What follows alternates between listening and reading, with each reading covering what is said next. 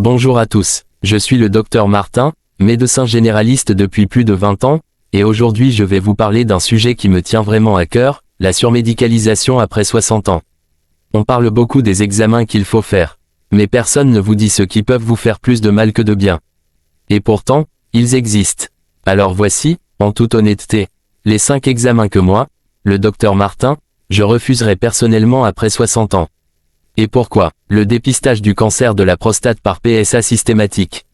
Le test PSA mesure un marqueur sanguin. En apparence, c'est simple et rassurant. Mais voilà le problème, ce test génère énormément de faux positifs. Des hommes en parfaite santé se retrouvent à subir des biopsies, des opérations, des traitements lourds, pour des tumeurs qui n'auraient jamais évolué de leur vivant. Les grandes autorités de santé mondiales, dont la Haute Autorité de Santé en France, ne recommandent plus ce dépistage de masse. Le bénéfice n'est pas prouvé. Le risque de surtraitement, lui, est réel.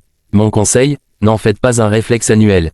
Discutez-en avec votre médecin selon votre situation personnelle. Le scanner corps entier, bilan de santé.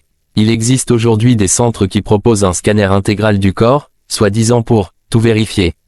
Ça paraît rassurant, c'est en réalité une source d'anxiété inutile. Pourquoi? Parce qu'après 60 ans, tout le monde a des petites anomalies. Un kyste bénin par-ci, un nodule inoffensif par-là.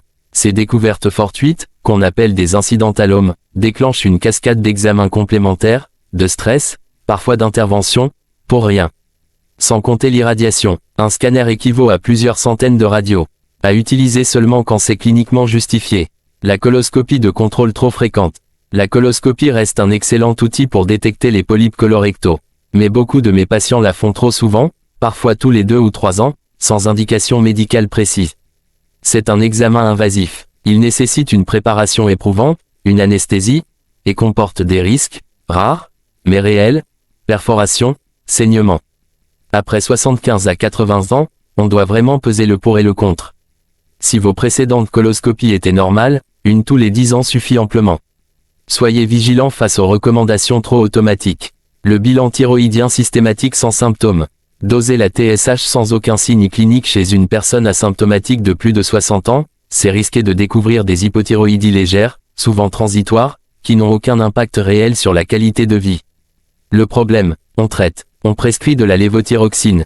Et chez les personnes âgées, un excès de traitement thyroïdien favorise les troubles du rythme cardiaque et l'ostéoporose. Là encore, ce bilan n'a de sens que si vous avez des symptômes, fatigue anormale, prise de poids, frilosité, dépression.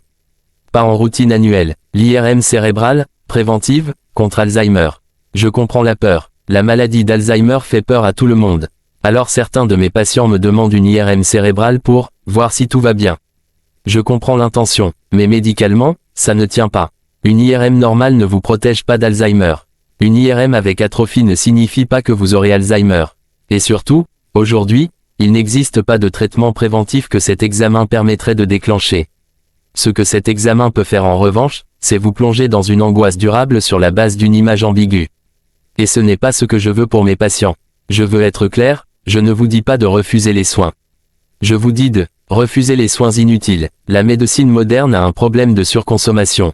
Et après 60 ans, chaque examen doit répondre à une question simple, est-ce que le résultat va changer ma prise en charge? Va-t-il réellement améliorer ma vie?